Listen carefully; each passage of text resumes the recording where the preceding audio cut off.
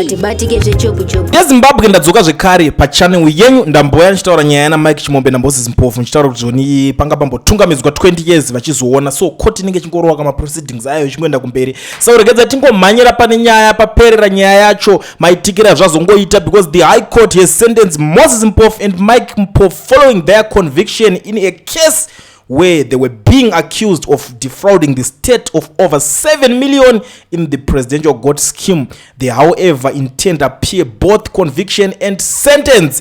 Business partners Moses Mpofu and Mike Chimombe have been jailed following their conviction for defrauding the government 7.3 million in a botched tender to supply goats. Mpofu sentenced to 22 years in prison with 3 years conditionally suspended. Of the remaining 19 years, 4 years will be suspended on condition he repays the money figure not stated, leaving him an effective 15 years. Chimombe jailed 17 years with 3 suspended. 2 years will be further suspended if he restituted 964,024,000 US dollar, leaving him to save 12 years. Saka inzwaika nyaya ingoripo ndekudai so uyu abvisirwa mamwe makore uyu wenhikirikini weChimombe wamunonyaoziya wacho Mike Chimombe kozi iye makore ake anga atangira pa 17 years ndobva suspenderwa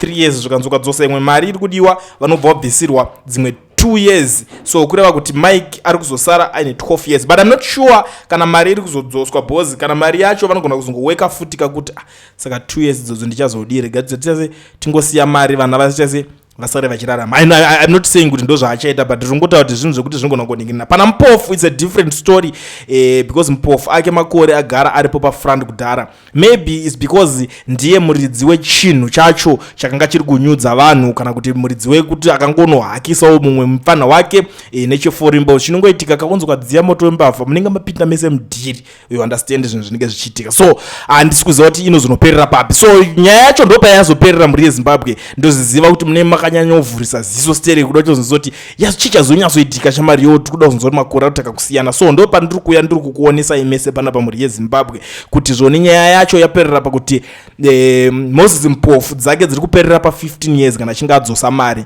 Mike Chimombe dzake dziri kuperera pa 12 kana chinga adzosa 964,024 US dollars ndozvona ndo pari kuti asara nechi ane 12 years. I hope zviri kunzwisisika zvazvo maitikira zviri kuita but ndiri kuona zvinhu zvakasiyana zviri kutaurwa mastreets iko zvinezvi pari kunzi weekly chivayo audios leading to Mpofu and Chimombe speak for themselves. He is part of a wider network of con artists who are milking the country's coffers dry through entrepreneurship. Besides being criminals, Mpofu and Chimombe are paying for exposing Mnangagwa's frontmen. Ndikonzwa ndonyaya vari kunzi vakomana vasungirwa ikunzi vari kuexposa ndakaexposa Mnangagwa pamaaudios aya ndakafutaura zvangu ndikati it's not good. Iyo maZimbabweans iyo munofanira kuita kakuidzidza ende zvekudzidza panyaya yaMoses Mpofu naMike Chimombe zvawandisa iko zvinezvi iwo ukaitawo dhiriwo futi nemunhuwo in real life usaite zvezvo ndozokuextorta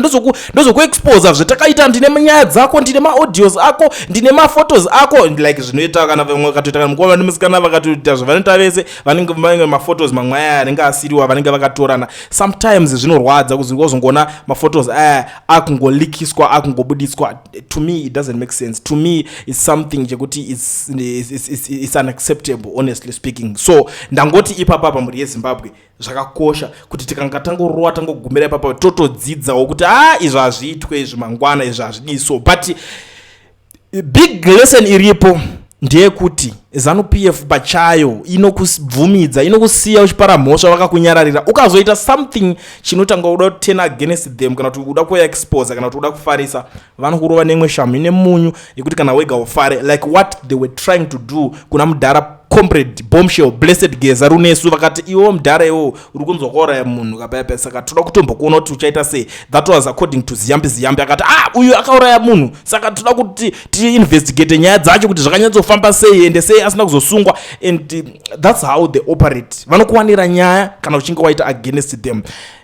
tikungoti chipanapa. This is the end of story for Moses Mpofu and Mike Chimombe, but I don't know kuti nyaya yacho ichazonyatsogumira papi, handizivi kuti vanichange vane imwe plan B here nyaya yacho, because those guys vairepresentwa nema-top lawyers in Zimbabwe. Imagine having a lawyer are sharper than Love Maduku is one of the best lawyers to ever come from Zimbabwe, honestly. But zvinhu zvacho zvinhu zvakatomukundawo, kana kuti atingati chiko anenge akatozomira-mirawo ipapo, zama uda unotaura aiwa una izvi azodai, munhu wangu akazo client yangu zozodai, client yangu this, zvimwe zvogonozoshaya hazvo basa, but unenge wambozama. At the end of the day vanenge vachingoda nezvako, dai dzadzingoriwo nyaya dzekumakotsi pamwe these guys vangadai vakatongobuda kutaura fair cheko, but hadzikuratidza nyaya dzacho hadzisingori nyaya dzekumakotsiwo njedzi, dzingoriwo nyayawo dzekutoti dzitori nemakuruwani makurukota mukati mazvo.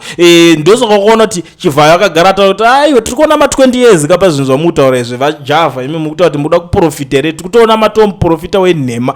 For your own information, I don't know kuti vari kunetsana papi futi those guys Java, and it looks like Java was part of anonzi ana Mpofu na Chimombe, because Java paaiuya kuZimbabwe zvakanyanya Mike Mpofu yanzi Mike Chimombe angari panze, pakangosungwa Chimombe Java akabva atosiya career yese yemang'eng'enge matwaba vaibuda every day, boss Mike what AAG tiri kuchena, tiri kurova masmart, tiri kuempower mayouths whatever, vachitaura zvakawanda. Pakangozongodzvinywa huro yaMike takabva tatoona kuti saka ndokwaibva tumari twemadhiri twaitwa naJava utwo, because iye Java akazouya achida kuvhurawo case against them achitaura zvoni ini ndakanyurwa mari yangu inotosvika kuma 300,000 something US dollar, handiti muri kuzviona. Vanhu vakati ko iwo nguva yese taitofunga kuti manga muri ma-good friends, we thought kuti you were good friends.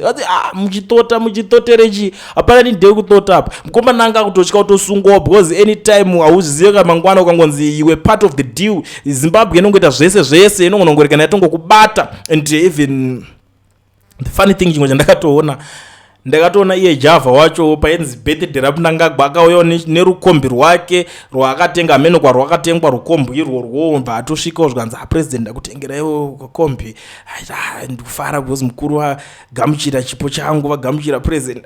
It's something chekuti kutora karasha kukaenda kuwange. It's the same issue yandakamboona yaitwa kuna Tinmark, ndakambomutsura zvangu machakaire ndikati usaite unge unopenga, utora ndadoneta chigonyeti kuna Mnangagwa, mukuita seko wakomana imimi. It's like zvinoita kuZimbabwe honestly hazviperi, tongoswera panapa ende munzwa kuti nyaya dzacho tinge titori nadzo dzekuti tionesane. Now nyaya ndangoya nayo panapa inyaya yavakomana Mike Chimombe, Moses Mpofu vaenda mukati, uyo 15 years dzake, uyo 12 years dzake, but that is kana mari ichinge yadzoka. Makavatarisa I don't know kuti inodzoka here, pana angaratidza kuti ane face ingadzosa mari pepe, I don't know, but for now ndo nyaya ndangoya nayo kuti tichingopedzisa kuti tizozisana chaise yaperera papo. Ngativa tangoperera panapa tichiti bye bye. Kulien TV, Team VAT, asi vanhu vachishamsika. Kulien TV haichatsika, saka subscribe wozolaika, nechawana zvisapana chichazosha. Everybody say Kulien, yeah. Information need brilliant, yeah. Everybody say Kulien.